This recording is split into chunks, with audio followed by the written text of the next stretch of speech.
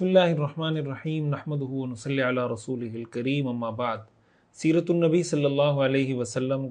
کا یہ مبارک سلسلہ اللہ کے فضل و کرم سے جاری ہے۔ آج ہمارا سبق نمبر 41 ہے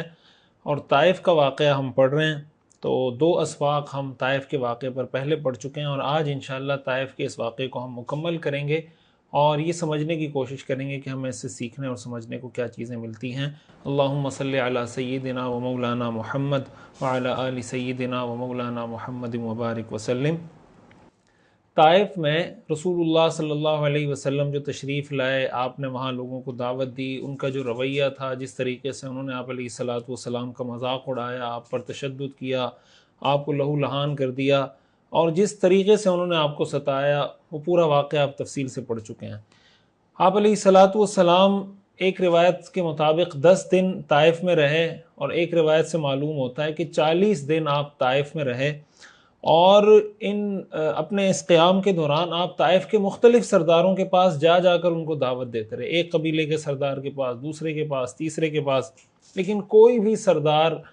مان کر نہیں دے رہا تھا۔ رسول اللہ صلی اللہ علیہ وسلم کو جب اندازہ ہو گیا کہ یہاں کے جتنے بڑے بڑے سردار ہیں ان سب نے ہی اسلام کی دعوت کو قبول کرنے سے انکار کر دیا ہے، تو آپ علیہ الصلاۃ والسلام نے اب فیصلہ کیا کہ واپس مجھے یہاں سے چلے جانا چاہیے۔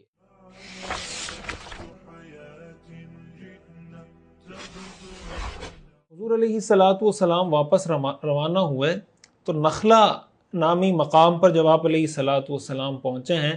تو ایک روایت سے معلوم ہوتا ہے کہ آپ علیہ الصلاۃ والسلام رات میں اٹھ کر نماز پڑھنے لگے اور ایک روایت سے معلوم ہوتا ہے کہ فجر کی نماز پڑھنے لگے۔ ظاہر ہے کہ نمازیں اس ترتیب سے، یہ 5 نمازیں تو اس وقت فرض نہیں ہوئی تھیں، اس لیے اس سے مراد ہی ہوگا کہ سورج کے طلوع ہونے سے پہلے جو نماز حضور علیہ الصلاۃ والسلام پڑھا کرتے تھے، آپ وہ نماز پڑھنے کے لیے کھڑے ہو گئے نخلا نامی مقام پر۔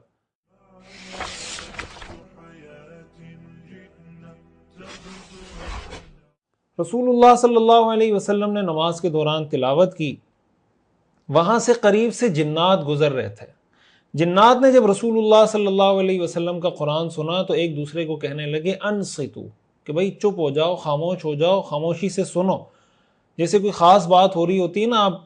چاہتے ہیں کہ اس کو توجہ سے سنیں تو آپ لوگوں کو کہتے ہیں چپ ہو جائیں، یا آپ انگلی رکھتے ہیں ہونٹوں پہ، مقصد یہ ہوتا ہے کہ بھئی تسلی سے بات سنیں۔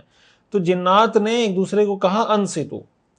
یہ نصیبین کے علاقے کے جنات تھے اور یہ روایات سے معلوم ہوتا ہے کہ 7 افراد تھے۔ حضور علیہ الصلاۃ والسلام کی تلاوت سننے لگے۔ جب حضور علیہ الصلاۃ والسلام نماز سے فارغ ہوئے، اس تلاوت نے ان پر اتنا اثر کیا کہ یہ وہ تلاوت سنتے ہی مسلمان ہو گئے، اور صرف یہ نہیں کہ مسلمان ہوئے بلکہ یہ یہاں سے گئے اور اپنی قوم کے پاس، یعنی باقی جو جنات تھے ان کے پاس گئے اور ان کو بھی اس دین کی دعوت دی، ان کو بھی بتایا کہ بھئی تم بھی مسلمان ہو جاؤ، ہم نے ایک ایسا کلام سنا ہے۔ جیسے ہم نے پیچھے پڑھا نا حضرت ابو ذر غفاری رضی اللہ تعالی عنہ کا، کہ وہ آئے حضور علیہ الصلاۃ والسلام پر، انہوں نے اسلام لے کر آئے، پھر اپنے قبیلے تشریف لے گئے اور ان کو دعوت دینے لگے۔ اسی طرح ان جنات نے کیا، یہ جنات مسلمان ہوئے اور پھر باقی جنات کو جا کر دین کی دعوت دینے لگے۔ قرآن کریم میں اللہ تعالیٰ نے جنات کے اس وفد کا تذکرہ کیا ہے۔ اللہ تعالیٰ قرآن کریم میں ارشاد فرماتے ہیں وَإِذْ صَرَفْنَا إِلَيْكَ نَفَرًا مِّنَ الْجِنِّ يَسْتَمِعُونَ الْقُرْآنَ، کہ یاد کرو اس وقت کو جب ہم نے جنات کے ایک گروہ کو آپ کی طرف متوجہ کیا تاکہ وہ قرآن کو سنیں۔ فَلَمَّا حَضَرُوهُ، جب وہ وہاں پر پہنچ گئے، قالوا، تو کہنے لگے انصتوا، خاموش ہو جاؤ۔ فَلَمَّا قُضِيَ، پھر جب وہ قرآن پڑھا جا چکا، وَلَّوْا إِلَىٰ قَوْمِهِمْ مُنذِرِينَ، تو وہ اپنی قوم کے پاس چلے گئے ان کو اللہ کے عذاب سے ڈراتے ہوئے، یعنی وہ گئے اور ان کو اللہ کے عذاب سے ڈرانے لگے۔ قالوا، اور کہنے لگے، یا قومنا، اے ہماری قوم، انا سمعنا کتابا، ہم نے ایک ایسی کتاب سنی ہے، انزل من بعد موسیٰ، جو موسیٰ کے بعد نازل کی گئی ہے، مصدقا لما بین یدیہ، جو اپنے سے پہلی کتابوں کی تصدیق کرتی ہے، یہدی الی الحق والی صراط مستقیم، اور وہ کتاب ایسی ہے جو حق اور سیدھے راستے کی طرف رہنمائی کرتی ہے۔ پھر آگے کہنے لگے، یا قومنا، اے ہماری قوم، اجیبوا داعی اللہ، اللہ کی طرف بلانے والے کی بات مان لو، وآمنوا بہ، ان پر ایمان لے آؤ، یغفر لکم من ذنوبکم، اللہ تعالیٰ تمہارے گناہوں کو بخش دے گا، وَيُجِرْكُمْ مِنْ عَذَابٍ عَلِيمٍ، اور اللہ تعالیٰ تمہیں دردناک عذاب سے پناہ عطا کر دے گا۔ یہ جنات دعوت دے رہے ہیں دوسرے جنوں کو۔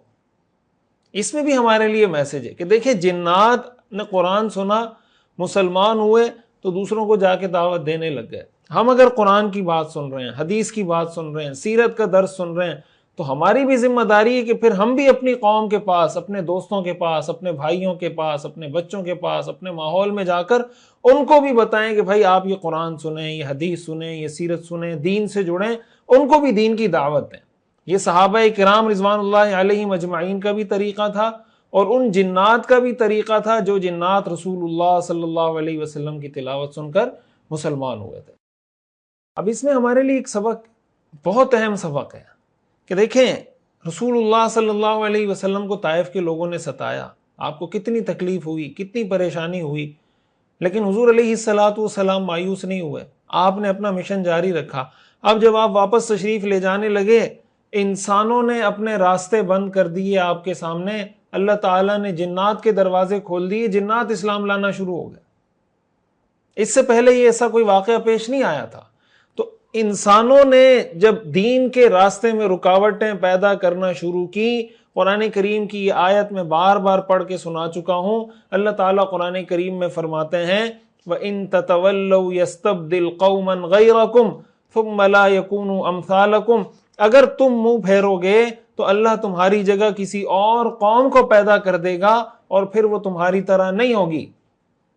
اللہ کا دین میرا محتاج بھی نہیں ہے، اللہ کا دین آپ کا محتاج بھی نہیں ہے، اللہ کا دین ہم میں سے کسی کا محتاج نہیں ہے، ہم سب اللہ کے محتاج ہیں، اللہ ہمارا محتاج نہیں ہے۔ یا ایھا الناس انتم الفقراء الی اللہ واللہ هو الغنی الحمید، اے انسانوں تم سب کے سب اللہ کے در کے فقیر ہو، اللہ کے در کے منگتے ہو، اور اللہ ہے بے نیاز، اللہ ہے جو کسی کا محتاج نہیں۔ انسانوں نے رستے بند کیے، انسانوں نے اللہ کی ہدایت کو قبول کرنے سے انکار کیا، اللہ نے جنات کو کھڑا کر دیا، انہوں نے اللہ کی ہدایت کو قبول کیا اور باقی لوگوں کو دعوت دینا شروع کر دی۔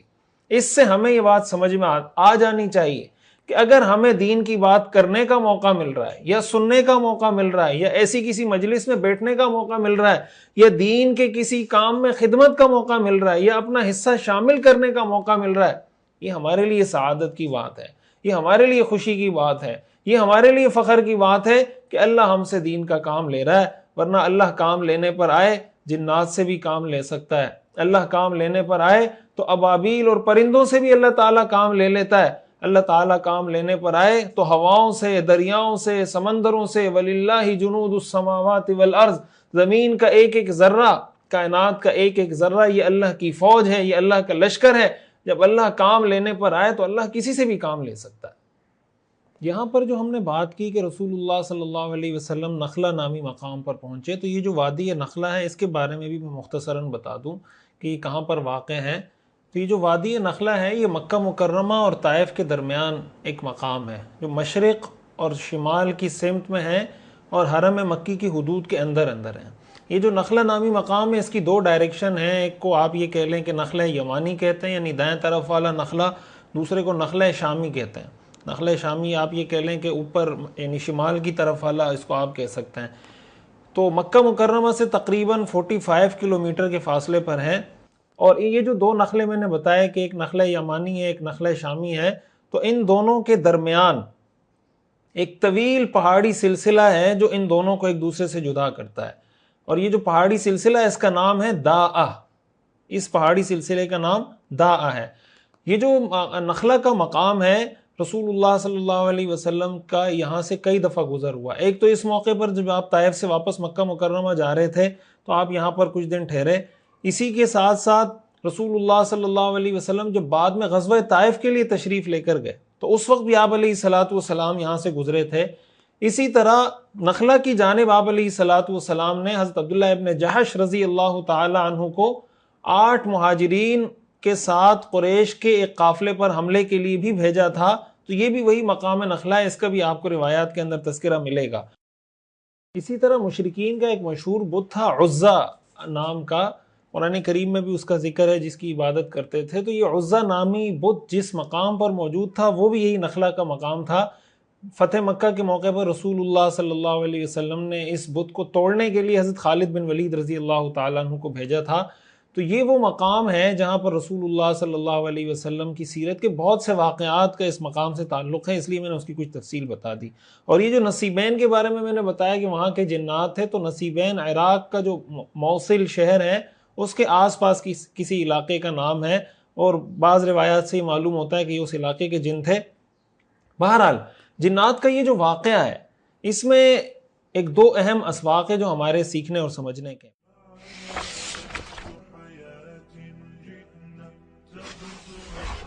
پہلا سبق یہ کہ دیکھیں، جنات آئے اور رسول اللہ صلی اللہ علیہ وسلم کا قرآن سنا، اور قرآن جب پڑھا جا رہا تھا تو یہ ایک دوسرے کو کہنے لگے انصتو، کہ خاموش ہو جاؤ، خاموشی سے قرآن سنو۔ یہ قرآن سننے کا وہ ادب ہے جو جنات کو بھی حاصل تھا، اور انہوں نے اس ادب کا خیال رکھا۔ قرآن کریم میں اللہ تعالیٰ نے اس بات کا ہمیں حکم دیا ہے وَإِذَا قُرِئَ الْقُرْآنُ فَاسْتَمِعُوا لَهُ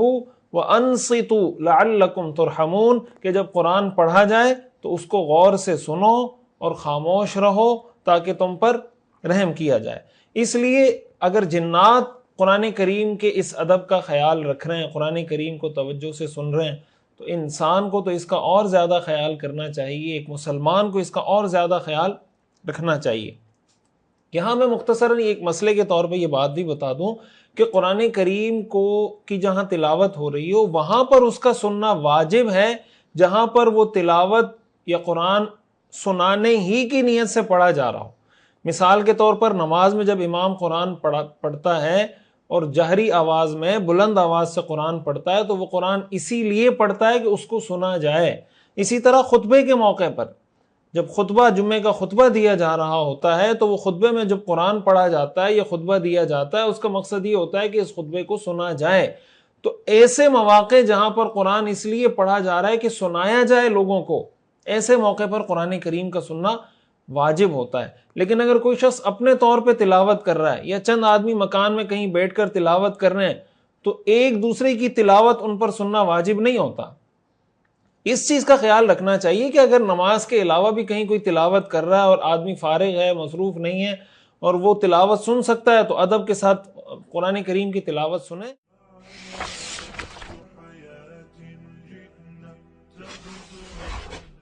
لیکن اس چیز کا دوسرے لوگوں کو بھی خیال رکھنا چاہیے کہ بعض اوقات یہ ہوتا ہے نا کہ آپ گاڑی کے اندر یا دکان کے اندر تلاوت زور زور سے لگاتے ہیں اور لوگ مصروف ہوتے ہیں، مشغول ہوتے ہیں، وہ قرآن کریم کی تلاوت کان لگا کر اگر سنیں گے تو اپنے کام کاج نہیں کر سکیں گے۔ تو ایسی جگہوں پر جہاں لوگ اپنے کاموں میں مصروف ہوں، قرآن کریم کی زور زور سے تلاوت کرنا یا قرآن کریم کی تلاوت کو ڈیوائس کے اندر، موبائل کے اندر، کمپیوٹر کے اندر یا کسی بھی چیز کے اندر لگا کر اس طرح چلانا کہ لوگ توجہ سے نہ سن رہے ہوں، یہ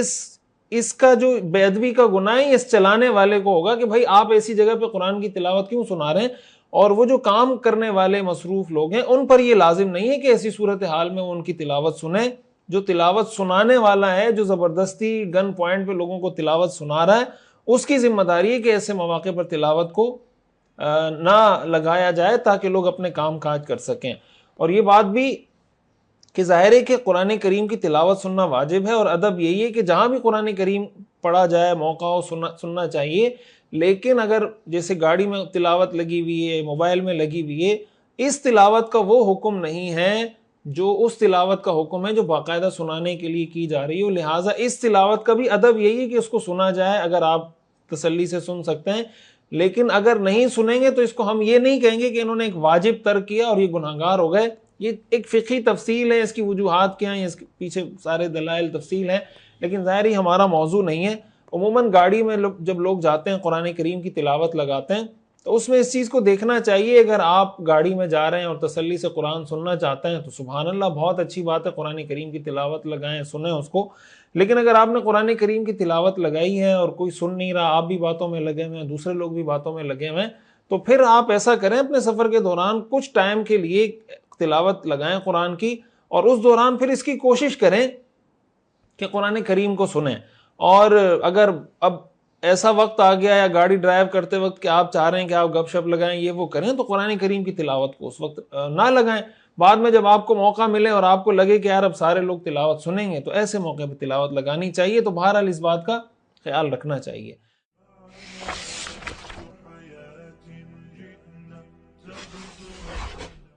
اور جو خطبے کے دوران، یہ بھی ہمارے ہاں عموماً بہت بڑی غلطی ہے، اور عام لوگوں کو بھی نہیں پتا ہوتا، بلکہ بعض اوقات جو دیندار لوگ سمجھے جاتے ہیں ان کو بھی شاید اس کا نہیں پتا ہوتا۔ یہ بات اچھے طریقے سے سمجھنی چاہیے کہ جب جمعے کا خطبہ ہو رہا ہو، امام جب جمعے کا خطبہ دے رہا ہو، ایسے موقع پر بات چیت کرنا یہ ناجائز اور گناہ ہے، اور خطبے کا سننا واجب ہے۔ حدیث شریف میں رسول اللہ صلی اللہ علیہ وسلم نے ارشاد فرمایا، من قال لصاحبہ یوم الجمعۃ والامام یخطب انصت فقد لغا، کہ اگر کسی نے امام کے خطبہ دینے کے دوران کسی کو یہ بھی کہا نا کہ چپ ہو جاؤ، یعنی آپ کے پاس کوئی بندہ بیٹھا ہوا ہے، وہ باتیں کر رہا ہے اور آپ اس کو سمجھانا چاہتے ہیں کہ بھئی خطبے کے دوران بات چیت کرنا منع ہے، تو اگر آپ اس کو یہ بھی کہیں گے نا چپ ہو جاؤ، تو آپ نے یہ بھی غلط کیا، یعنی یہ بولنے کی بھی اجازت نہیں ہے کہ چپ ہو جاؤ۔ اس لیے یہ ایک بہت ایسا عمومی گناہ ہے جو ہمارے معاشرے میں پایا جاتا ہے، عام طور سے نوجوانوں کو، لوگوں کو پتہ نہیں ہوتا۔ اس لیے میں آپ سے گزارش کروں گا کہ آپ اس کا کلپ کاٹ کے، شارٹ بنا کے، یا ویسے ہی لوگوں کو بتائیں کہ جمعے کے خطبے کے دوران بات چیت کرنا گناہ ہے، اور بات چیت کرنے سے جو جمعے کا اجر ہے وہ اجر بھی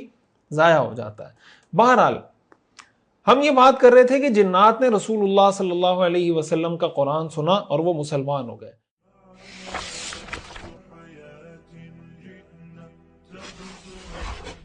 جنات کا قرآن کریم کو سننے کا جو واقعہ ہے، یہ ایک سے زائد مرتبہ پیش آیا ہے، یعنی یہ ایک دفعہ کا واقعہ نہیں ہے، متعدد روایات، متعدد واقعات ایسے ہیں جن سے یہ معلوم ہوتا ہے کہ جنات نے رسول اللہ صلی اللہ علیہ وسلم کا قرآن کریم سنا، اور انہوں نے آگے جا کے اوروں کو بھی اس کی دعوت دی۔ سورۃ الجن قرآن کریم کی مشہور آیت ہے، سورت ہے 29ویں پارے کے اندر۔ اس کے اندر اللہ تعالیٰ نے جنات کا پورا مکالمہ ذکر کیا ہے کہ جنات نے آپس میں کیا گفتگو کی۔ تو یہ جو سورہ جن والا واقعہ ہے، یہ روایات سے معلوم ہوتا ہے کہ یہ اس واقعے سے الگ کوئی اور واقعہ ہے، اس لیے کہ اس کی روایات میں یہ بات موجود ہے کہ یہ واقعہ اس وقت پیش آیا جب رسول اللہ صلی اللہ علیہ وسلم اپنے کچھ صحابہ کرام کے ساتھ عکاظ کا جو بازار تھا، اس کی تفصیل ہم پہلے پڑھ چکے ہیں، عرب میں جو بازار لگتے تھے، عکاظ کا جو بازار تھا، حضور علیہ الصلوۃ والسلام اس طرف جا رہے تھے۔ اس موقع پر یہ سورۃ الجن والا واقعہ پیش آیا ہے، جبکہ جو واقعہ ہم نے آج طائف والا پڑھا، اس موقع پر حضور علیہ الصلوۃ والسلام کے ساتھ اور صحابہ نہیں تھے، بلکہ صرف حضرت زید بن حارثہ رضی اللہ تعالیٰ عنہ آپ کے ساتھ تھے، اور اس وقت آپ طائف سے مکہ جا رہے تھے، آپ سوق عکاظ نہیں جا رہے تھے۔ اس سے معلوم ہوتا ہے کہ سورہ جن والا واقعہ الگ ہے، اور طائف سے واپسی پر جو جنات نے قرآن کریم سنا، یہ واقعہ بالکل الگ ہے۔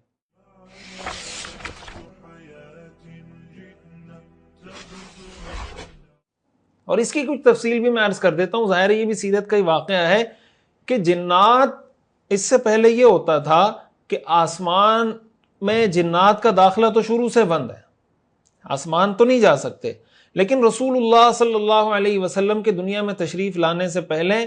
شیاطین اور جنات آسمان کے قریب جاتے تھے، اور آسمان کے قریب جا کر فرشتوں کی باتیں سننے کی کوشش کرتے تھے کہ یہ آپس میں کیا باتیں کر رہے ہیں،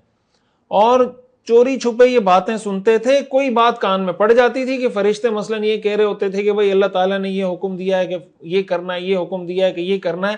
جب ان کے کان میں کوئی بات پڑ جاتی تھی تو یہ اس کے ساتھ 100 باتیں اپنی طرف سے جھوٹی ملا کر آ کر کاہنوں کو، جو غیب کی خبریں لوگوں کو دیتے ہیں نا، 2 نمبر بابے جو بیٹھے ہوئے ہوتے ہیں، ان کو آ کے بتاتے تھے کہ ہم نے فرشتوں کی یہ بات سنی ہے، اور مقصد ان کا یہ ہوتا تھا کہ بھائی ان کے عام لوگوں کے عقائد خراب کیے جائیں، اور عام لوگوں کو یہ لگے کہ یار یہ کاہن بھی غیب کی خبریں جانتے ہیں، ان کو بھی وہ باتیں پتہ ہیں جو کسی کو پتہ نہیں ہوتی۔ ہوتا یہ تھا کہ کوئی بات 100 باتوں میں سے کوئی ایک بات صحیح نکل آتی تھی، لوگ ان پر اعتقاد اور عقیدہ رکھنا شروع کر دیتے تھے، اور ان کی باتوں کو ماننا شروع کر دیتے تھے۔ رسول اللہ صلی اللہ علیہ وسلم جب دنیا میں تشریف لائے تو ان شیاطین کو آسمان کے قریب جانے سے بھی روک دیا گیا،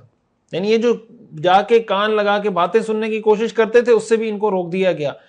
یہ اگر جانے کی کوشش کرتے تھے تو شہاب ثاقب کا قرآن میں ذکر ہے نا، اتبعہ شہاب ثاقب، کہ ایک شعلہ ان کے پیچھے چھوڑا جاتا تھا جو ان کو مار کے بھگاتا تھا، اور یہ وہاں سے بھاگ جاتے تھے۔ اب جب ان کے ساتھ یہ مسئلہ ہوا کہ پہلے یہ آسمان کے قریب جا سکتے تھے، اب ان کا راستہ روک دیا گیا اور ان کے کانوں میں اب کوئی خبر نہیں پڑ رہی، تو یہ پریشان ہو گئے، سوچنے لگے، آپس میں ڈسکس کرنے لگے کہ آخر ہوا کیا ہے۔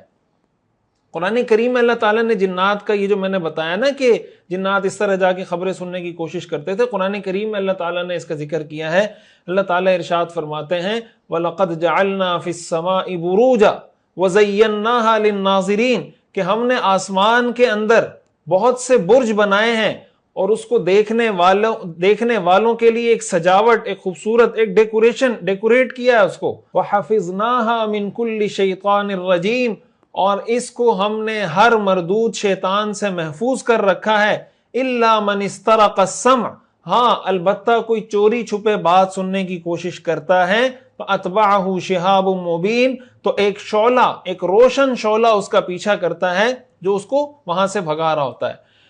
حضرت عبداللہ ابن عباس رضی اللہ تعالیٰ عنہ نے اس واقعے کی تفصیل ایک روایت میں بتائی جو صحیح بخاری کے اندر موجود ہے کہ رسول اللہ صلی اللہ علیہ وسلم اوقاس کے بازار کی طرف جا رہے تھے اور شیطانوں اور آسمان کے درمیان یہ چونکہ ایک رکاوٹ پیدا ہو گئی تھی تو یہ آپس میں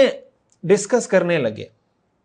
کہ آخر ہوا کیا ہے، کہ ہمارے ساتھ کیا ہوا ہے، یا دنیا میں کون سا ایسا واقعہ پیش آیا کہ ہمارے راستے میں رکاوٹ آ گئی ہے۔ تو یہ کہنے لگے حیل بیننا وبین خبر السماء وارسلت علینا الشہب کہ ہمیں آسمان کی خبریں لینے سے روک دیا گیا اور ہم پر انگارے پھینکے جا رہے ہیں، شعلے پھینکے جا رہے ہیں۔ تو باقی جنات کہنے لگے ما ذاک الا من شیء حدث کچھ تو ہوا ہے دنیا میں، کچھ ایسا نیا ہوا ہے جس کی وجہ سے مسئلہ ہوا ہے۔ اب انہوں نے لوگوں کو تشکیل کرنا شروع کر دی، ایک کو کہا تم یہاں چلے جاؤ، ایک کو کہا یہاں چلے جاؤ، ایک کو کہا زمین میں گھومو پھرو ذرا دیکھو کیا ایسا واقعہ ہوا ہے جس کی وجہ سے ہمارے لیے مشکلات کھڑی ہوئی ہیں۔ تو یہ مشرق و مغرب میں پھیل گئے جنات۔ رسول اللہ صلی اللہ علیہ وسلم اوقاس کے بازار کی طرف جا رہے تھے اور صبح آپ علیہ الصلوۃ والسلام فجر کی نماز پڑھا رہے تھے، صحابہ کو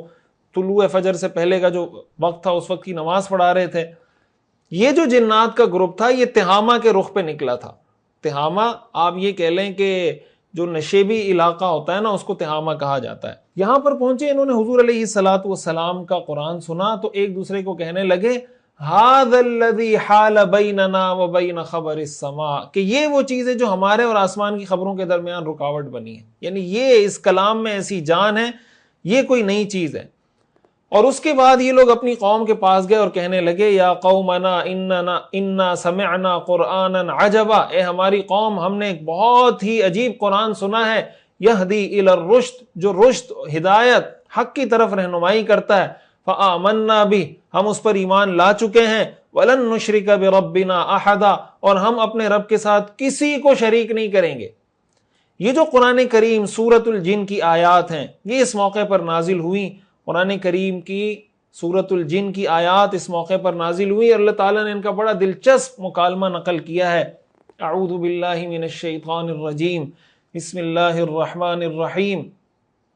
قل اوحی الی انہ استمع نفر من الجن فقالوا انا سمعنا قرآنا عجبا اے پیغمبر آپ ان کو کہہ دیجئے میرے پاس وحی آئی ہے کہ جنات کی ایک جماعت نے قرآن کو غور سے سنا اور اپنی قوم کے پاس جا کر ان سے کہنے لگے ہم نے ایک عجیب قرآن سنا ہے، یہدی الی الرشد فآمنا بہ جو راستہ جو حق کے راستے کی طرف رہنمائی کرتا ہے اور ہم اس پر ایمان لا چکے ہیں، وَلَن نُشْرِكَ بِرَبِّنَا أَحَدًا اور ہم اپنے پروردگار کے ساتھ کسی کو عبادت میں شریک نہیں کریں گے، وَأَنَّهُ تَعَالَى جَدُّ رَبِّنَا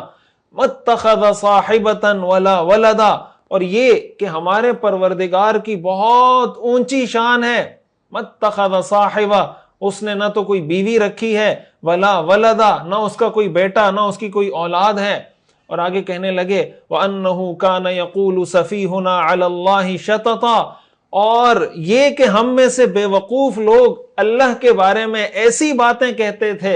جو حقیقت سے بہت دور ہیں، وَأَنَّا ظَنَنَّا اور ہم نے یہ سمجھ رکھا تھا أَلَّن تَقُولَ الْإِنسُ وَالْجِنُّ عَلَى اللَّهِ كَذِبًا کہ انسان اور جنات اللہ کے بارے میں کوئی جھوٹی بات نہیں کہیں گے، وَأَنَّهُ كَانَ رِجَالٌ مِّنَ الْإِنسِ اور یہ کہ انسانوں میں سے کچھ ایسے لوگ ہیں یعوذون برجال من الجن کچھ لوگ ایسے ہیں جو جنات کے کچھ لوگوں کی پناہ لیا کرتے تھے، فزادوہم رہقا، اس طرح ان لوگوں نے جنات کو اور سر چڑھا دیا تھا۔ یہ دیکھیں جنات کا اثر ان لوگوں پہ زیادہ ہوتا ہے جو ان چیزوں میں زیادہ پڑتے ہیں۔ جو آپ اس جنات کو سر پہ چڑھائیں گے تو وہ سر پہ چڑھیں گے۔ یہ جنات خود کہہ رہے ہیں انہ کان رجال من الانس، کہ کچھ لوگ انسانوں میں سے ایسے تھے، یعوذون برجال من الجن، جو جنات کی پناہ میں آ جایا کرتے تھے، فزادوہم رہقا، تو ان لوگوں نے جنات کو اور سر چڑھا دیا تھا۔ تو آپ جب ان کو لفٹ کرائیں گے، یہ جو کہتے ہیں نا کہ جنات یہ کر دیں گے، وہ کر دیں گے، فلاں کر دیں گے، تو آپ اگر ان کی پناہ میں آنے کی کوشش کریں گے تو وہ آپ کی پناہ میں آئے نہ آئے لیکن آپ کو وہ قابو کر لیں گے۔ اس لیے جو لوگ جنات کو قابو کرنے کی کوشش کرتے ہیں وہ کہتے تو یہ ہیں کہ ہم نے جنات کو قابو کیا، لیکن حقیقت میں جنات ان کو قابو کر رہے ہوتے ہیں۔ اس لیے ان چکروں میں زیادہ پڑھنا نہیں چاہیے۔ جنات بھی اللہ کی ایک مخلوق ہے، میں اس کی کچھ تفصیل کی طرف آگے آتا ہوں۔ تو آگے وہ کہنے لگے وَأَنَّهُمْ ظَنُّوا كَمَا ظَنَنْتُمْ أَن لَّن يَبْعَثَ اللَّهُ أَحَدًا، اور یہ کہ جیسا گمان تم لوگوں کا تھا، انسانوں نے بھی یہی گمان کر رکھا تھا کہ اللہ کسی کو بھی مرنے کے بعد دوسری زندگی نہیں دے گا۔ وَأَنَّا لَمَسْنَا السَّمَاءَ، اور یہ کہ ہم نے آسمان کو ٹٹولنا چاہا، فَوَجَدْنَاهَا، تو ہم نے آسمان کو پایا، مُلِئَتْ حَرَسًا شَدِيدًا وَشُهُبًا، کہ بڑے سخت پہرے داروں اور شعلوں سے بھرا ہوا ہے، یعنی ہم تو آسمان کے قریب نہیں جا پاتے۔ وَأَنَّا كُنَّا نَقْعُدُ مِنْهَا مَقَاعِدَ لِلسَّمْعِ، اور یہ کہ پہلے ہم سن گن لینے کے لیے آسمان کی کچھ جگہوں پر جا کر بیٹھ جایا کرتے تھے۔ فَمَن يَسْتَمِعِ الْآنَ، لیکن اب اگر کوئی سننے کی کوشش کرے گا، يَجِدْ لَهُ شِهَابًا رَصَدًا، تو وہ پائے گا کہ ایک شہاب ہے، ایک شعلہ ہے جو اس کی گھات میں لگا ہوا ہے۔ وَأَنَّا لَا نَدْرِي، اور ہمیں نہیں پتا، أَشَرٌ أُرِيدَ بِمَنْ فِي الْأَرْضِ، کہ زمین والوں کے ساتھ کوئی برا معاملہ کرنے کا ارادہ کیا گیا ہے، ام اراد بہم ربہم رشدا، یا ان کے پروردگار نے ان کو راہ راست دکھانے کا ارادہ فرما لیا ہے۔ وَأَنَّا مِنَّا الصَّالِحُونَ وَمِنَّا وَأَنَّا مِنَّا الصَّالِحُونَ وَمِنَّا دُونَ ذَلِكَ، اور یہ کہ ہم میں سے کچھ لوگ ایسے ہیں جو نیک ہیں، وَمِنَّا دُونَ ذَلِكَ، اور کچھ اس کے علاوہ ہیں، كُنَّا طَرَائِقَ قِدَدًا، ہم مختلف طریقوں پہ چلے آ رہے ہیں، وَأَنَّا ظَنَنَّا، اور ہم یہ پہلے سمجھ چکے ہیں، أَلَّن نُعْجِزَ اللَّهَ فِي الْأَرْضِ، کہ ہم زمین میں اللہ کو عاجز نہیں کر سکتے، وَلَن نُعْجِزَهُ هَرَبًا، اور نہ کہیں بھاگ کر اللہ کو بے بس کر سکتے ہیں۔ جب ہم اللہ کو عاجز نہیں کر سکتے، اللہ کی زمین سے بھاگ نہیں سکتے، تو اب انا لما سمعنا الہدا، کہ جب ہم نے ہدایت کی بات سنی، آمنا بہ، تو ہم اس پر ایمان لا چکے ہیں۔ فمن یؤمن بربہ، تو پس جو اپنے رب پر ایمان لے آئے، فلا یخاف بخسا، اس کو نہ تو کسی گھاٹے کا نہ تو کسی نقصان کا خوف ہوگا، ولا رہقا، نہ کسی زیادتی کا خوف ہوگا۔ یہ جنات کا وہ مکالمہ ہے جو سورۃ الجن کے اندر اللہ تعالیٰ نے نقل کیا ہے۔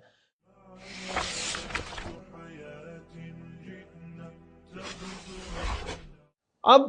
اس سے ایک بات ہمیں یہ معلوم ہوئی کہ جب ہم دین کی بات کر رہے ہوتے ہیں، جب دین کی دعوت دے رہے ہوتے ہیں، قرآن کریم کی تلاوت کر رہے ہوتے ہیں، تو بہت سی دفعہ جہاں دین کی وہ بات انسان سن رہے ہوتے ہیں، وہیں وہ بات جنات بھی سن رہے ہوتے ہیں۔ جہاں وہ تلاوت انسان سن رہے ہوتے ہیں، وہاں وہ تلاوت جنات سن رہے ہوتے ہیں۔ جہاں انسان قرآن کریم کی ان آیات کا ادب اور احترام کر رہے ہوتے ہیں، خاموشی کے ساتھ، ادب کے ساتھ سننے کی کوشش کرتے ہیں، وہیں جنات بھی اس کو ادب کے ساتھ سننے کی کوشش کرتے ہیں، قرآن کریم پر آیات کی عمل کی کوشش کرتے ہیں۔ جہاں انسان دین کی بات سن کر لوگوں کو آگے جا کے دعوت دیتے ہیں، وہاں جنات بھی جب دین کی دعوت سنتے ہیں، دین کی بات سنتے ہیں، تو اپنے اور قوم کے لوگوں کے پاس جا کر ان کو دین کی دعوت دیتے ہیں۔ جیسے انسان اللہ کی مخلوق ہے، اسی طرح جنات اللہ کی مخلوق ہے۔ تو قرآن کریم میں جنات کا بھی تذکرہ موجود ہے، انسانوں کا بھی تذکرہ موجود ہے۔ تو جب دین کی بات کی جا رہی ہو، یہ بھی ہمیں ذہن میں رکھنا چاہیے کہ بھائی ہو سکتا ہے میری یہ بات کوئی انسان سننے کے لیے تیار نہیں، میں دعوت دے رہا ہوں، میں قرآن پڑھا رہا ہوں، حدیث پڑھا رہا ہوں، سیرت پڑھا رہا ہوں،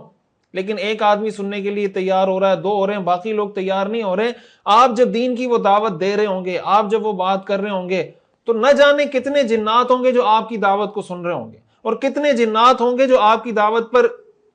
اسلام قبول کر رہے ہوں گے، ایمان لا رہے ہوں گے۔ اور قیامت کے دن جب اعمال نامہ کھلے گا، جب حساب کتاب ہوگا، تو پتہ نہیں کتنے ایسے جنات آ جائیں جو آپ کے اعمال نامے میں ان کے سارے اجر و ثواب آ جائیں کہ یا اللہ ہم جو ایمان لائے تھے، ہم نے اس کا بیان سنا تھا، اس کی تلاوت سنی تھی، اس کا درس سنا تھا، اس کی دین کی بات سنی تھی، جس کی وجہ سے ہم مسلمان ہوئے۔ نہ جانے کتنے لوگوں کو اللہ تعالی ہماری دین کی بات کی وجہ سے، قرآن کی تلاوت کی وجہ سے، درس کی وجہ سے اللہ تعالیٰ ان کو ہدایت دیتے۔ تو اسی طرح ایک اور واقعہ رسول اللہ صلی اللہ علیہ وسلم کے ساتھ جنات کا پیش آیا، اور وہ بھی ایک دلچسپ واقعہ ہے اور صحیح احادیث کے اندر موجود ہے اور سیرت کا واقعہ ہے، اس لیے اس کو بھی میں یہاں ذکر کر دیتا ہوں۔ لیکن اس سے پہلے ایک بات یہ عرض کر دیتا ہوں کہ طائف سے واپسی پر اور سوق اوقاز کی طرف جاتے ہوئے جنات کے جو واقعات ہیں اس میں اس بات کا ذکر نہیں ہے کہ حضور علیہ الصلوۃ والسلام نے باقاعدہ ان سے کوئی ملاقات کی ہو۔ اتنا ثابت ہوتا ہے کہ جنات آئے، حضور علیہ الصلوۃ والسلام کی بات سنی، چلے گئے۔ حضور علیہ الصلوۃ والسلام کو اس کا علم وحی کے ذریعے ہوا۔ سورہ جن کا آغاز اس سے ہوتا ہے نا، قل اوحی الی، آپ کہہ دیجئے کہ مجھے وحی کی گئی ہے یہ بات۔ تو ان واقعات میں اس کا تذکرہ نہیں ملتا، بلکہ حضرت عبداللہ ابن عباس رضی اللہ تعالی عنہ نے صراحت کے ساتھ اس بات کی نفی کی ہے، اور آپ نے فرمایا ما قرأ رسول اللہ صلی اللہ علیہ وسلم علی الجن وما رآہم، کہ رسول اللہ صلی اللہ علیہ وسلم نے قرآن کی یہ تلاوت جنات کے لیے نہیں کی تھی، اور یہ تلاوت آپ نے جنات کو دیکھا بھی نہیں تھا، لیکن جنات وہاں موجود تھے، جنات نے حضور علیہ الصلوۃ والسلام کی تلاوت سنی تھی اور اپنی قوم کو جا کے دعوت دی تھی۔ لیکن ایک اور واقعہ، اب یہ واقعہ تاریخی تسلسل میں کب پیش آیا، اس میں مختلف روایات ہیں۔ بعض لوگ یہ کہتے ہیں کہ یہ واقعہ جب طائف میں یہ لوگ آئے اور حضور کی تلاوت سنی، پھر یہ اپنی قوم کے پاس گئے اور ان کو بتایا، تو پھر انہوں نے کہا کہ ہم ان سے ملنا چاہتے ہیں، ان کو دیکھنا چاہتے ہیں۔ تو یہ آگے جو میں واقعہ بیان کر رہا ہوں، بعض لوگ کہتے ہیں کہ یہ واقعہ اس موقع پر پیش آیا، بعض اور روایات بھی ہیں۔ بہرحال یہ ایک واقعہ ہے جو صحیح احادیث کے اندر موجود ہے۔ یہ صحیح مسلم کی حدیث ہے۔ حضرت عبداللہ ابن مسعود رضی اللہ تعالی عنہ کے شاگرد ہیں حضرت علقمہ، وہ کہتے ہیں میں نے حضرت عبداللہ ابن مسعود رضی اللہ تعالی عنہ سے پوچھا کہ کیا آپ میں سے کوئی جن والی رات، لیلۃ الجن، آپ میں سے کوئی حضور علیہ الصلوۃ والسلام کے ساتھ موجود تھا؟ اس پر حضرت عبداللہ ابن مسعود رضی اللہ تعالی عنہ نے فرمایا کہ نہیں۔ اور صحیح مسلم کی ایک دوسری روایت میں حضرت عبداللہ ابن مسعود رضی اللہ تعالی عنہ نے فرمایا وَدِدْتُ أَنِّي كُنْتُ مَعَهُ، میری بڑی دلی خواہش تھی کہ کاش میں حضور کے ساتھ اس رات ہوتا اور میں بھی یہ ساری چیزیں دیکھتا جو رسول اللہ صلی اللہ علیہ وسلم نے دیکھی۔ پھر حضرت عبداللہ ابن مسعود نے اس واقعے کی تفصیل بتائی کہ یہ جن والی رات کون سی تھی۔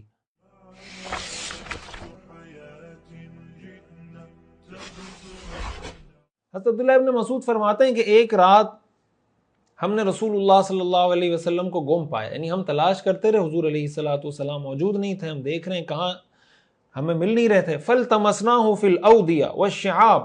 ہم وادیوں میں، گھاٹیوں میں، ہر جگہ حضور کو تلاش کیا، حضور ہمیں ملے نہیں۔ فَقُلْنَا، تو ہم ایک دوسرے سے کہنے لگے اُسْتُطِیرَ أَوِ اغْتِیلَ، کہ یا تو حضور علیہ الصلوۃ والسلام کو پتہ نہیں کوئی اڑا کر لے گئے، یا معاذ اللہ کوئی چپ کر حضور علیہ الصلوۃ والسلام کو معاذ اللہ کسی نے قتل کر دیا ہے، اس لیے کہ حضور علیہ الصلوۃ والسلام کو ہم تلاش کر رہے تھے، آپ ملے نہیں۔ حضرت عبداللہ ابن مسعود رضی اللہ تعالیٰ عنہ فرماتے ہیں کہ یہ ہمارے لیے بدترین رات تھی، یعنی کوئی قوم اگر کوئی بدترین رات گزارتی ہے، ہم نے وہ رات گزاری اس لیے کہ اللہ کے رسول کے بارے میں ہمیں پتہ نہیں چل رہا تھا۔ تو جب صبح ہوئی، اچانک ہم نے دیکھا کہ حضور علیہ الصلوۃ والسلام حرا کا جو پہاڑ ہے وہاں سے تشریف لا رہے ہیں۔ ہم نے حضور علیہ الصلوۃ والسلام کو دیکھا تو پوچھا کہ یا رسول اللہ، ہم نے پوری رات آپ کو تلاش کرتے رہے، آپ ہمیں ملے نہیں، آپ ہم سے گم ہو گئے تھے،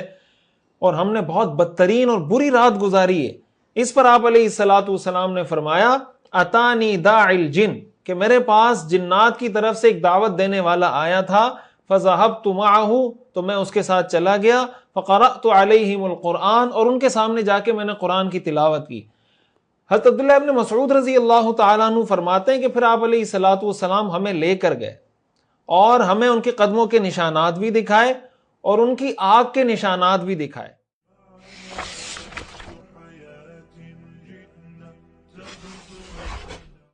اور یہ بھی آپ نے فرمایا کہ جنات نے حضور علیہ الصلوۃ والسلام سے اپنی خوراک کے بارے میں سوال کیا کہ ہمارے لیے کھانے کی کوئی چیز متعین فرما دیں کہ ہم کیا کھایا کریں۔ تو آپ علیہ الصلوۃ والسلام نے فرمایا لکم کل عظم ذکر اسم اللہ علیہ، تمہارے لیے ہر وہ ہڈی ہے جس پر اللہ کا نام لیا گیا، یعنی جس جانور کو ذبح کرتے ہوئے اللہ کا نام لیا گیا ہو، اس جانور کی ہڈی اگر تمہارے ہاتھ لگ جائے وہ تمہارا رزق ہے، تمہاری خوراک ہے۔ اوفر ما یکون لحما، اس پر لگا ہوا گوشت جتنا زیادہ سے زیادہ ہو، اس سے فرق نہیں پڑتا، وہ تمہارے لیے حلال ہے۔ وَكُلُّ بَعْرَةٍ عَلَفٌ لِدَوَابِّكُمْ، اور جانور کی لید تمہارے جانوروں کا چارہ ہے۔ یہ رسول اللہ صلی اللہ علیہ وسلم نے ان کے لیے خوراک متعین کر دی کہ تمہاری خوراک ہڈی ہے، اس پہ گوشت لگا ہوا ہو یا بغیر گوشت کے ہو، اور تمہارے جانوروں کی خوراک، جو جانور ہیں اونٹ وغیرہ وغیرہ، ان کی جو لید ہے وہ تمہارے جانوروں کا چارہ ہے۔ پھر رسول اللہ صلی اللہ علیہ وسلم نے صحابہ سے متوجہ ہو کر فرمایا کہ لا تستنجو بہما، کہ ہڈی سے بھی استنجا مت کرو اور گوبر سے یا جانوروں کی لید سے بھی استنجا مت کرو، فَإِنَّهُمَا طَعَامُ إِخْوَانِكُمْ، اس لیے کہ یہ تمہارے بھائیوں کا کھانا ہے۔ یعنی جنات کو آپ نے فرمایا تمہارے بھائی ہیں، تو ہڈی چونکہ جنات کا کھانا ہے اس لیے ہڈی سے استنجا مت کرو، جسے پتھر سے استنجا کیا جاتا ہے نا، تو آپ نے فرمایا استنجا کے لیے ہڈی کو استعمال مت کرو، جانوروں کی جو لید ہے، جو گوبر ہے، اس کو استنجا کے لیے استعمال مت کرو، اس لیے کہ یہ ان کی خوراک ہے۔ جب آپ ان کی خوراک کو استنجا کے لیے استعمال کریں گے تو اس سے ان کو تکلیف ہوگی، ان کے کھانے کی چیز ہے، آپ اس کو استنجا کے لیے استعمال کر رہے ہیں۔ یہ بھی جنات کا ایک واقعہ ہے جو رسول اللہ صلی اللہ علیہ وسلم کی ملاقات ہوئی جنات سے، بلکہ آپ ان کے ساتھ گئے، آپ نے ان کے سامنے قرآن کی تلاوت کی، اور انہوں نے گویا آپ سے مسائل پوچھے، آپ سے پوچھا کہ ہمارے لیے کیا حلال ہے کیا حرام ہے، آپ نے وہ بھی متعین کیا۔ اس سے بھی معلوم ہوتا ہے کہ حضور، یہ جو واقعہ ہے اس سے یہ معلوم ہوتا ہے کہ حضور علیہ الصلوۃ والسلام کی اس موقع پر جنات سے باقاعدہ ملاقات ہوئی تھی۔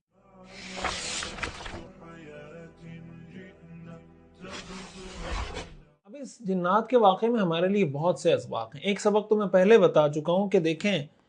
حضور علیہ الصلوۃ والسلام مکہ کے لوگوں کو دعوت دینے لگے، وہ ستاتے رہے، آپ طائف تشریف لے گئے، انہوں نے پریشان کیا، واپس آپ آنے لگے تو اللہ تعالیٰ نے ایک اور جہان، ایک اور عالم کی مخلوق کو آپ کی طرف متوجہ کیا، جنات کے جہان کو، جنات کا جو عالم ہے وہ آیا اور وہ مسلمان ہونے لگ گئے۔ تو جہاں ان مع العسر یسرا، ان مع العسر یسرا، جہاں مشکل آتی ہے وہاں آسانی بھی آتی ہے۔ ظاہر ہے جب مشکل آتی ہے وہ اپنا اثر چھوڑ کے جاتی ہے، پریشانی بھی ہوتی ہے، تکلیف بھی ہوتی ہے، کوئی آپ کو مارے گا تو زخم بھی لگے گا، آپ جناب پریشان بھی ہوں گے، آپ ہو سکتا ہے بستر پر بھی پڑ جائیں، لیکن یہ ہمیشہ ذہن میں رکھنا چاہیے کہ اس مشکل کے ساتھ آسانی ضرور آئے گی۔ اب آپ دیکھیں نا کہ انسانوں سے ہٹ کر ایک نئے جہان سے دین متعارف ہو گیا رسول اللہ صلی اللہ، اور اس سے یہ بھی معلوم ہوا کہ حضور علیہ الصلوۃ والسلام صرف جنات کے رسول نہیں، انسانوں کے رسول نہیں ہیں، بلکہ آپ جنات کے بھی رسول ہیں۔ یہ بات بھی ثابت ہوئی کہ دین کی بات صرف انسان نہیں سنتے بلکہ جنات بھی سنتے ہیں۔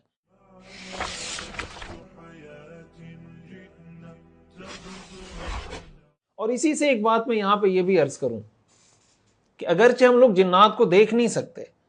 اس لیے کہ اللہ تعالیٰ نے ان کی ساخت ایسی بنائی ہے، وہ جس چیز سے بھی بنے ہیں، جس انداز سے بھی بنے ہیں، جو بھی ان کی شکل و صورت ہے، لیکن اتنی بات پر ایمان رکھنا فرض ہے کہ جنات اللہ کی ایک مخلوق ہے جو دنیا میں موجود ہے۔ بس یہ ایک فرض چیز اس لیے کہ قرآن میں اس کا ذکر ہے، حدیث میں اس کا ذکر ہے۔ اب ہمارے ہاں جو لوگ ملحد ہیں، ایتھیسٹ ہیں، وہ اس وجہ سے جنات کے وجود کا انکار کر دیتے ہیں کہ جنات اس لیے موجود نہیں ہے کہ ہمیں نظر نہیں آتے۔ تو بھائی جو چیز آپ کو نظر نہیں آتی اس کا مطلب یہ نہیں ہوتا کہ وہ چیز موجود نہیں ہے۔ اگر آپ کے پاس کسی چیز کے نہ ہونے کی کوئی دلیل نہیں ہے تو اس کا مطلب یہ نہیں ہے کہ وہ چیز موجود نہیں ہے۔ اگر آپ یہ کہنا چاہتے ہیں نا کہ یہ چیز موجود نہیں ہے تو اس کے موجود نہ ہونے پر آپ دلیل دیں گے۔ آپ اگر یہ کہیں کہ چونکہ مجھے نظر نہیں آتی، میں نہیں جانتا، میرے علم میں نہیں ہے، اس سے آپ یہ ثابت کرنا چاہیں کہ چونکہ مجھے نظر نہیں آتا اس لیے وہ چیز موجود نہیں ہے، میں نہیں جانتا اس لیے وہ چیز موجود نہیں ہے، یہ دنیا میں دلیل نہیں بن سکتی۔ انگریزی میں کہا جاتا ہے نا، absence of evidence is not evidence of absence. Evidence کا نہ ہونا اس بات کا ایویڈنس نہیں ہوتا کہ یہ چیز موجود ہی نہیں ہے۔ اس لیے، اور دنیا میں بہت سی ایسی چیزیں ہیں جن پر ہم ایمان لاتے ہیں، جن کو ہم مانتے ہیں، جن کو ہم تسلیم کرتے ہیں، اور ان کو ہم اپنی آنکھ سے نہیں دیکھ سکتے۔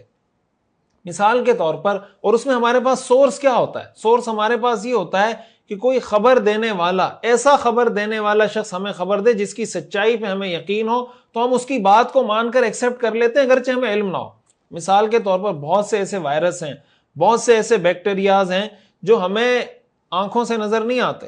لیکن ڈاکٹر ظاہر ہے آلات کا استعمال کر کے اس کو دیکھ کے ہمیں بتا رہے ہوتے ہیں کہ آپ یہ کریں گے تو اس سے یہ وائرس پیدا ہوتا ہے، اس وائرس کے یہ نقصانات ہیں، یہ بیکٹیریاز ہیں اور یہ بیکٹیریاز اچھے ہیں، یہ برے ہیں۔ اب وہ ظاہر ہے وہ بیکٹیریاز، وہ وائرس ہمیں نظر نہیں آ رہے ہوتے، لیکن ہم ڈاکٹر کی بات پہ ایمان لا رہے ہوتے ہیں کہ یہ کہہ رہا ہے کہ وائرس ہے تو ہم کہتے ہیں، یہ کہتا ہے یہاں بیکٹیریاز موجود ہے تو ہم کہتے ہیں، حالانکہ ہمیں نظر نہیں آ رہے۔ اب اگر میں یہ کہوں کہ چونکہ یہ بیکٹیریاز مجھے نظر نہیں آ رہے اس لیے میں ماننے کو تیار ہی نہیں کہ یہ دنیا میں موجود ہیں، تو اپنی جہالت کو دلیل تو نہیں بنایا جا سکتا۔ اگر میرے پاس اس کے وجود کی کوئی دلیل نہیں ہے تو اس کو میں اس بات کی دلیل نہیں بنا سکتا کہ کوئی وائرس، کوئی بیکٹیریا دنیا کے اندر موجود نہیں ہے۔ اسی کو آپ ایک اور مثال سے یوں سمجھیں، بہت سی ایسی چیزیں جو دیکھیں عموماً عام طور سے یہ کیا جاتا ہے اس طرح کے مواقع پر، سائنس کو اسلام کے مقابلے میں لا کے کھڑا کیا جاتا ہے کہ گویا سائنس اور اسلام آپس میں ٹکرانے والی چیز ہیں، ان میں آپس میں کنٹرڈکشن ہے، ان میں آپس میں تعارض ہے، اور اسلام اور سائنس ایک دوسرے سے ٹکرانے والی چیز ہیں۔ یہ بالکل غلط تصور ہے۔ بھائی قرآن تو ہمیں جگہ جگہ اس بات کا حکم دیتا ہے، ان فی خلق السماوات والارض واختلاف اللیل والنہار لآیات لأولی الالباب۔ اللہ تعالیٰ فرماتے ہیں آسمان میں، زمین میں، دن اور رات کے آنے جانے میں نشانیاں ہیں عقل مندوں کے لیے۔ تو یہ نشانی کس کے لیے ہوگی؟ جو آسمان کو ایکسپلور کرے گا، جو زمین کو ایکسپلور کرے گا، جو دن اور رات کے آنے کے نظام کو ایکسپلور کرے گا۔ یہ سائنسدانوں کا کام ہے۔ قرآن میں اللہ تعالیٰ نے ہمیں اس کے بارے میں غور و فکر کرنے کا حکم دیا ہے۔ وَفِي أَنفُسِكُمْ أَفَلَا تُبْصِرُونَ، اللہ فرماتے ہیں اپنی جانوں میں ذرا غور کر کے دیکھو، تمہارا یہ جو پورا نظام ہے، آنکھیں، کان، ناک، اندر کا پورا پیچیدہ نظام، پٹھوں کا نظام، یہ دل، گردے، پھیپھڑے، یہ سارا جو نظام ہے ذرا غور کرو یہ کیسے فنکشن کرتا ہے، کیسے کام کرتا ہے، اس کو بنانے والے نے کتنے کمال سے بنایا ہے۔ سورہ رحمان میں اللہ تعالیٰ نے اپنی جن نعمتوں کا تذکرہ کیا، خلق الانسان، انسان کو پیدا کیا، علمہ البیان، الشمس والقمر بحسبان، سورج اور چاند کیسے ایک میجرمنٹ کے ساتھ چل رہے ہیں۔ للشمس ينبغي لها ان تدرك القمر ولليل سابق النهار، سورج چاند سے نہیں ٹکراتا، چاند سورج سے نہیں ٹکراتا، رات دن سے پہلے نہیں آتی، دن رات سے پہلے نہیں آتا، ایک سسٹمیٹک طریقے سے پورا نظام چل رہا ہے۔ اللہ تعالیٰ تو ہمیں فرماتے ہیں غور کریں، الشمس والقمر بحسبان والنجم والشجر يسجدان والسماء رفعها، آسمان کو بلند کیا، ووضع المیزان، ترازو قائم کیا، اللہ تطغوا فی المیزان واقیموا الوزن بالقسط ولا تخسروا المیزان والارض وضعها للانام، زمین کو اللہ نے بچھایا، فیہا فاکہۃ والنخل ذات الاکمام، اس میں میوے ہیں، کھجور ہیں، پھل ہیں، فروٹ ہیں، سبزیاں ہیں۔ اللہ تعالیٰ فرما رہے ہیں اس میں غور و فکر کرو۔ تو اسلام اور سائنس آپس میں ایک دوسرے کے مقابل یا ٹکرا کیسے سکتے ہیں؟ ہاں، ایک غلط فہمی، ایک مغالطہ، ایک آپ یہ کہہ لیں کہ لوگوں کو کنفیوز کرنے کی کوشش کی جاتی ہے۔ دیکھیں ایک لفظ ہے سائنس، ایک لفظ ہے سائنٹسزم۔ سائنس اور اسلام کا آپس میں کوئی اس طرح کا ٹکراؤ نہیں ہے۔ سائنٹسزم الگ چیز ہے، سائنس الگ چیز ہے۔ سائنٹسزم کا کیا مطلب ہے؟ سائنٹسزم کا مطلب یہ ہے کہ آپ یہ یقین کر لیں، یہ عقیدہ بنا لیں، یہ ایمان بنا لیں کہ دنیا میں صرف اس چیز کو تسلیم کروں گا جو سائنس سے ثابت ہوگی۔ دوسرے الفاظ میں آپ یہ کہہ لیں کہ کسی بھی چیز کی حقیقت کو معلوم کرنے کا ایک ہی طریقہ ہے اور وہ طریقہ ہے سائنس۔ اس کو کہتے ہیں سائنٹسزم، یعنی آپ اس کو آسان اردو میں یہ کہہ سکتے ہیں کہ سائنس کا ہیضہ۔ بھائی اس کو سائنس کا ہیضہ ہو گیا، یہ چیز بھی سائنس سے ثابت کرو، یہ چیز بھی سائنس سے ثابت کرو، ہر چیز سائنس سے ثابت نہیں ہو سکتی۔ میں آپ کو اس کی مثال دیتا ہوں۔ مثال کے طور پر ہم کہتے ہیں نا کہ دماغ، انسان کے جسم میں دماغ ہوتا ہے۔ اب انسان کے جسم میں کتنے دماغ ہوتے ہیں یہ پوری ایک ریسرچ ہے اس پر، یہ میرا موضوع نہیں کہ میں اس پہ بات کروں کہ انسان کی باڈی میں ایک تو یہ ہے نا کہ ہمارے سر میں دماغ ہوتا ہے، ٹھیک ہے، اور کہاں کہاں دماغ ہوتا ہے آپ اس پہ ریسرچ کر کے خود پڑھ سکتے ہیں، بہرحال وہ میرا موضوع نہیں ہے۔ تو دماغ تو آپ پن پوائنٹ کر کے بتا سکتے ہیں کہ دماغ یہاں پر ہوتا ہے یا دل میں ہوتا ہے، یا جو مختلف بتائے جاتے ہیں میڈیکل ریسرچ آپ پڑھیں گے نا کہ دل کے اندر بھی دماغ ہوتا ہے، 40,000 نیورونز کا دل کے اندر دماغ موجود ہوتا ہے، وہ بھی باقاعدہ سگنل پروڈیوس کرتا ہے، وہ باقاعدہ جو ایک فنکشن ہوتا ہے برین کا، اور سر کے اندر بھی دماغ ہوتا ہے. لیکن ذہن کہاں ہوتا ہے؟ ذہن کو آپ پن پوائنٹ کر کے نہیں بتا سکتے کہ ذہن یہاں ہوتا ہے، ذہن یہاں ہوتا ہے، ذہن یہاں ہوتا ہے، ذہن یہاں ہوتا ہے، وہ نہیں بتا سکتا. شعور کی ہم بات کرتے ہیں کہ اس آدمی کو شعور ہے، یہ شعور کہاں پر ہوتا ہے؟ یہ شعور انسان کی آنکھ میں موجود ہوتا ہے، یہ شعور انسان کے کانوں میں موجود ہوتا ہے، یہ شعور انسان کے دماغ میں موجود ہوتا ہے. کہاں پر ہے؟ پن پوائنٹ کر کے آپ انگلی رکھ کے نہیں بتا سکتے کہ یہ شعور ہے، اور سائنٹیفکلی آپ اس کو پروف بھی نہیں کر سکتے، لیکن یہ چیز موجود ہے دنیا کے اندر. تو یہ جو کہا جا رہا ہوتا ہے نا کہ ہم صرف اس چیز کو تسلیم کریں گے، یا کسی چیز کی ریالٹی تک پہنچنے کا صرف ایک طریقہ ہے سائنس، یہ بات غلط ہے. تو سائنس اور اسلام کا ٹکراؤ نہیں ہے. ہاں، سائنٹسزم اور اسلام کا ٹکراؤ اس سینس میں ہے کہ اسلام یہ کہتا ہے، بلکہ کامن سینس یہ کہتی ہے کہ آپ کو بہت سی چیزوں کے بارے میں سائنس کے علاوہ بھی پتہ چلتا ہے، اور وہ جو آپ کو پتہ چل رہا ہوتا ہے وہ کسی خبر دینے والے کی خبر کے ذریعے پتہ چل رہا ہوتا ہے. اب ظاہر ہے کہ اللہ کے رسول سے زیادہ سچا خبر دینے والا شخص اس دنیا میں کوئی نہیں ہو سکتا. جب اللہ تعالیٰ نے ہمیں یہ بتا دیا، اللہ کے رسول نے یہ بتا دیا، اللہ کے فرشتوں نے بتا دیا، قرآن میں اللہ نے اس بات کا ذکر کر دیا کہ جنات اللہ کی ایک مخلوق ہے، دنیا میں موجود ہے، ایگزسٹ کرتی ہیں، تو اب صرف اس وجہ سے انکار کر دینا کہ مجھے جنات نظر نہیں آتے اس لیے میں اس کے وجود کا انکار کرتا ہوں، یہ بات کسی بھی طرح اسلام کے بھی خلاف ہے، نقل کے بھی خلاف ہے، اور عقل کے بھی خلاف ہے. اس کی ایک اور مثال اگر آپ سمجھیں، جیسے کلر بلائنڈنس ہوتی ہے نا،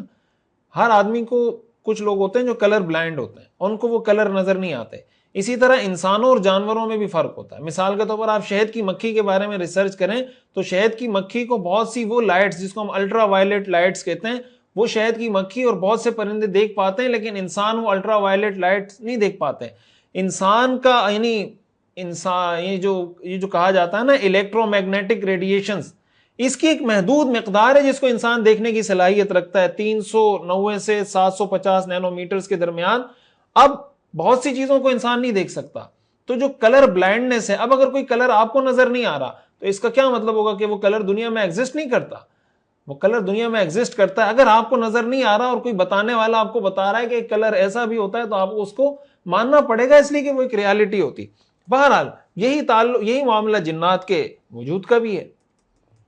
اب یہاں پر ایک بات میں یہ بھی عرض کر دوں کہ اب جنات کی چونکہ بات چل رہی ہے تو ہمیں قرآن حدیث میں ایسی کوئی بات نہیں ملتی کہ بھئی آپ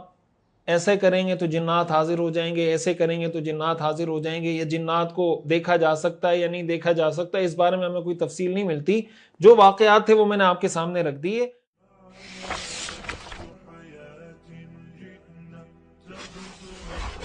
اور ایک قرآن کریم ہی کی سورۃ الجن کی آیت بھی آپ کے سامنے رکھ دی کہ جنات کو جو لوگ سر پہ چڑھاتے ہیں وہ ان کے سر پہ چڑھ جاتے ہیں. اس لیے آپ یہ سمجھیں کہ جنات بھی اللہ کی مخلوق ہیں، ہم بھی اللہ کی مخلوق ہیں. انسان بھی کسی کو نقصان پہنچا سکتا ہے، فائدہ بھی پہنچا سکتا ہے. جنات بھی کسی کو فائدہ بھی پہنچا سکتے ہیں، نقصان بھی پہنچا سکتے ہیں. کوئی آپ کسی کو کہیں پانی لا کے دے، وہ آپ کو پانی لا کے دے دے گا، اس نے آپ کو فائدہ پہنچا دیا. بھائی آپ دیکھیں، اگر آپ ریشو نکالیں نا کہ انسانوں نے انسانوں کو زیادہ قتل کیا یا جنات نے انسانوں کو زیادہ قتل کیا، کتنے انسان دنیا میں قتل ہوتے ہیں، یہ قتل کرنے والے کون ہیں؟ انسان ہیں. تو اب آپ انسان کو ایسے سر پہ چڑھا دیں کہ آپ انسان سے ڈرنا شروع ہو جائیں کہ انسان تو انسانوں کو قتل کرتے ہیں، لہٰذا اب ہم انسانوں سے بھاگیں گے. کیوں بھاگیں گے؟ بھائی انسانوں میں اچھے لوگ بھی ہیں، برے لوگ بھی ہیں. ہر انسان ایسا تو نہیں کہ جو انسان اس کو ملے گا وہ اس کو قتل کر دے گا. یہی معاملہ جنات کا بھی ہے. تو جنات نے شاید انسانوں کو اتنے نقصان نہیں پہنچائے جتنے نقصان ایک انسان دوسرے انسان کو پہنچاتا ہے، لیکن اس کی بنیاد پہ ہم ان سے نہیں ڈرتے، انسان انسانوں سے نہیں ڈرتے. تو جنات سے بھی ڈرنا بلا وجہ کا فضول کا کام ہے. ہاں، جو مسنون دعائیں ہیں، جیسے پچھلے سبق میں نے بتایا کہ کون کون سی دعائیں، واش روم جانے سے پہلے، سونے سے پہلے، شیطان کی پناہ میں ہمیں شیطان سے پناہ مانگنے کا ہمیں حکم ہے، اعوذ باللہ من الشیطان الرجیم، اور جو دوسری دعائیں، مسنون دعاؤں کا اہتمام کیا جائے. اور باقی ان چیزوں کو زیادہ سر پہ سوار کرنا، بہت زیادہ لفٹ کرانا، ان چیزوں میں زیادہ نہیں پڑنا چاہیے. ہم اس واقعے کو آگے کنٹینیو کرتے ہیں. جنات کا یہ وفد آیا حضور علیہ الصلوۃ والسلام کی تلاوت سنی، چونکہ جنات سے متعلق بات آئی تھی تو اس کو میں نے مکمل کر لیا۔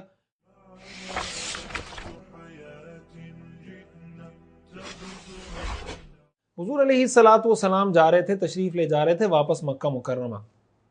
آپ کو اس بات کا بخوبی اندازہ تھا کہ مکہ والوں کو یہ ساری بات پتہ چل گئی ہوگی، وہ بہت زیادہ غصے میں ہوں گے، وہ ظاہر ہے کہ انتقام لینے کی بھی کوشش کریں گے۔ تو حضور علیہ الصلوۃ والسلام مکہ میں ڈائریکٹ داخل نہیں ہونا چاہتے تھے۔ آپ نے یہ اسٹریٹجی اپنائی کہ میں کسی کی امان لے کر، کسی کی پناہ لے کر، اسائلم لے کر، یعنی کوئی مجھے پناہ دے اور اس کی پروٹیکشن کے اندر میں مکہ میں داخل ہوں۔ تو عبداللہ بن اریقط نامی ایک شخص تھا، اس کو آپ نے بھیجا اخنس بن شریق کے پاس، اور ان کو یہ کہا کہ بھائی میری طرف سے ان کو یہ پیغام دیں کہ حضور تمہاری پناہ میں، تمہاری امان میں مکہ میں داخل ہونا چاہتے ہیں۔ اس پر اخنس بن شریق نے یہ جواب دیا کہ قریش کا حلیف قریش کے لوگوں کے خلاف کسی کو پناہ نہیں دے سکتا۔ یعنی اخنس بن شریق نے یہ کہا کہ میں اصل قریشی نہیں ہوں، بلکہ میں نے ان کے ساتھ معاہدہ کیا ہوا ہے، تو میں قریش کے خلاف کسی دوسرے کو پناہ نہیں دے سکتا، اس لیے یہ میرے بس میں نہیں ہے۔ آپ علیہ الصلوۃ والسلام نے عبداللہ بن اریقط کو سہیل بن عمر کے پاس بھیجا کہ ان کے پاس جا کر یہ بات کریں کہ میں آپ کی پناہ میں، آپ کی امان میں آنا چاہتا ہوں اور آپ کی امان پروٹیکشن میں مکہ میں داخل ہونا چاہتا ہوں۔ سہیل نے بھی منع کر دیا اور اس نے کہا کہ ہم بنو عامر کے لوگ ہیں اور بنو عامر کے لوگ بنو کعب کے خلاف کسی کو پناہ نہیں دے سکتے، لہٰذا میں چونکہ بنو عامر سے تعلق رکھتا ہوں میں آپ کو پناہ نہیں دے سکتا۔ آپ صلی اللہ علیہ وسلم نے مطعم بن عدی کے پاس، ظاہر یہ بھی مسلمان نہیں تھے، آپ نے ان کے پاس پہ اخنس بن شریق، یہ سارے سہیل، یہ سب غیر مسلم تھے۔ آپ علیہ الصلوۃ والسلام نے مطعم بن عدی کے پاس پیغام بھیجا کہ بھائی میں آپ کی پناہ میں مکہ میں داخل ہونا چاہتا ہوں، یہ تیار ہو گئے۔ انہوں نے کہا میں بالکل تیار ہوں، آپ میری پناہ میں آئیں، اور انہوں نے حضور علیہ الصلوۃ والسلام کو پیغام بھجوایا کہ آپ جب مکہ آئیں تو ڈائریکٹ میرے گھر آ جائیں۔ حضور علیہ الصلوۃ والسلام مطعم بن عدی کے گھر پہنچ گئے، آپ نے رات مطعم بن عدی کے گھر میں گزاری۔ جب صبح ہوئی تو مطعم بن عدی نے اپنے بیٹوں کو بلا کر کہا کہ ہتھیار اٹھاؤ اور حرم جاؤ اور ان کی سیکیورٹی یہ تمہارے ذمہ، یعنی ان کو فل پروف سیکیورٹی دیں اور سیکیورٹی کے اندر ان کو حرم میں لے کر جائیں۔ اس کے 6 یا 7 بیٹے تھے مطعم بن عدی کے۔ حرم جب پہنچے ہیں، رسول اللہ صلی اللہ علیہ وسلم نے فرمایا کہ میں نے طواف کرنا ہے۔ آپ نے طواف کیا، مطعم بن عدی کے سارے بیٹے تلوار لے کر وہاں کھڑے ہوئے تھے کہ آپ کو کوئی تکلیف نہ پہنچائے۔ وہاں سے ابو سفیان کا گزر ہوا، ظاہر ہے وہ اس وقت مسلمان نہیں ہوئے تھے، تو مطعم بن عدی سے پوچھنے لگے امجیر او تابع، کہ آپ نے ان کو پناہ دی ہے یا آپ بھی ان کا دین قبول کر چکے ہیں؟ تو مطعم نے کہا کہ نہیں، میں نے ان کو پناہ دی ہے، میں مسلمان نہیں ہوا لیکن یہ میری پروٹیکشن میں۔ اس پر ابو سفیان نے کہا کہ اگر آپ نے ان کو پناہ دی ہے تو ہم آپ کی امان کو توڑ نہیں سکتے، اس کی خلاف ورزی نہیں کر سکتے، یہ آپ کی حفاظت میں، تو بس ہم ان کو کچھ نہیں کہہ سکتے۔ حضور علیہ الصلوۃ والسلام نے تسلی سے اپنا طواف مکمل کیا۔ جب آپ علیہ الصلوۃ والسلام نکلے تو مطعم اور اس کے بیٹے آپ کے ساتھ ساتھ چلتے رہے۔ حضور علیہ الصلوۃ والسلام یوں مکہ مکرمہ میں داخل ہوئے، اور یہ آپ کی ایک کامیاب اسٹریٹجی تھی کہ مکہ کے لوگوں کے تشدد سے اپنے آپ کو کیسے بچایا جا سکتا ہے، اس کے لیے آپ علیہ الصلوۃ والسلام نے یہ اسٹریٹجی اپنائی۔ اب حضور علیہ الصلوۃ والسلام کو اس چیز کا اندازہ تھا کہ ایک تو مطعم مسلمان نہیں ہے، دوسرا مکہ کے لوگ ان کو پریشرائز کریں گے، اور کیا پتہ کب وہ پریشر برداشت نہ کر سکیں اور وہ کہہ دیں کہ بھائی میں اپنے ہاتھ کھڑے کر رہا ہوں، میں آپ کو مزید پروٹیکشن فراہم نہیں کر سکتا۔ اس لیے حضور علیہ الصلوۃ والسلام مسلسل ایک آلٹرنیٹ متبادل کی تلاش میں بھی تھے کہ اب کیا کرنا چاہیے کہ ہم کسی طرح محفوظ رہ سکیں۔ اس کی تفصیل آگے آ جائے گی کہ حضور علیہ الصلوۃ والسلام نے اس کے لیے مختلف لوگوں سے ملنا شروع کیا۔ حج کے مواقع پر مدینہ سے لوگ آتے تھے، ان سے ملنا شروع کیا۔ وہ بالآخر پھر آپ ہجرت مدینہ کا معاملہ ہوا اور آپ مدینہ منورہ آپ نے ہجرت کر لی۔ بہرحال یہ مطعم بن عدی وہ ہیں جنہوں نے حضور علیہ الصلوۃ والسلام کو پناہ دی تھی، اور حضور علیہ الصلوۃ والسلام نے جب مدینہ منورہ ہجرت کی تو مدینہ منورہ ہجرت کرنے کے کچھ دنوں بعد مطعم بن عدی کا انتقال ہو گیا۔ حضرت حسان بن ثابت رضی اللہ تعالی عنہ نے ان کی تعریف میں ایک قصیدہ لکھا ان کے مرنے کے بعد ان کی تعریف کے اندر، اور وہ انہوں نے پڑھا۔